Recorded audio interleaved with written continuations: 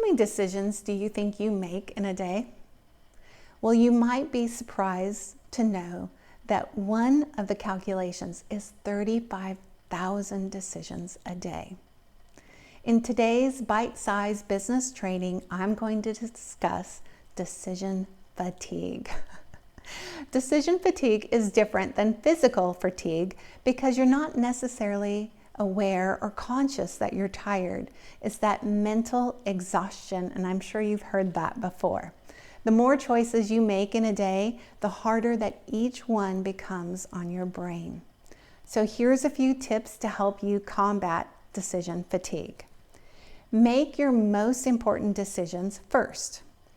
Make them when you feel rested and refreshed, and most of the time this is in the morning for people. If you need to make decisions later in your day, it may be helpful to eat a healthy snack first. Grab a handful of almonds, and that will help you in making sounder decisions and not be hangry. If you, whenever possible, if you need to make a decision later in your day or early evening, then again, when possible, make the decision the next day when you're rested. Studies show that people make more sound and fairer decisions earlier in their day. Here's an example.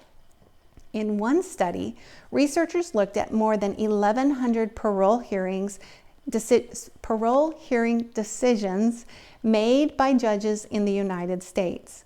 What they discovered was that the most influential factor in whether or not someone was granted parole wasn't the crime, the background, or the sentence, but what time of day the case was heard. Prisoners who appeared earlier in the morning received parole about 70% of the time, while those who appeared late in the day were paroled less than 10% of the time.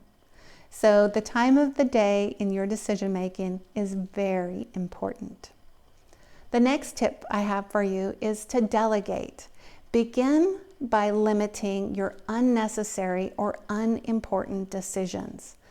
This can include delegating decisions that don't require your input. That's less decisions that you have to make so that you can save your brain power for the most important decisions. The next tip I have for you is to take time off and to disconnect. Now, I'm not talking about a vacation, but I am talking about your weekends.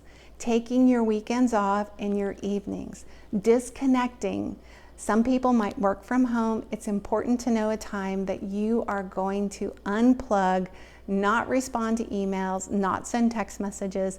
It's really important that you find the time to disconnect so that you can be refreshed, and that's really helping create a work-life balance. The next tip I have for you is to just get mentally prepared.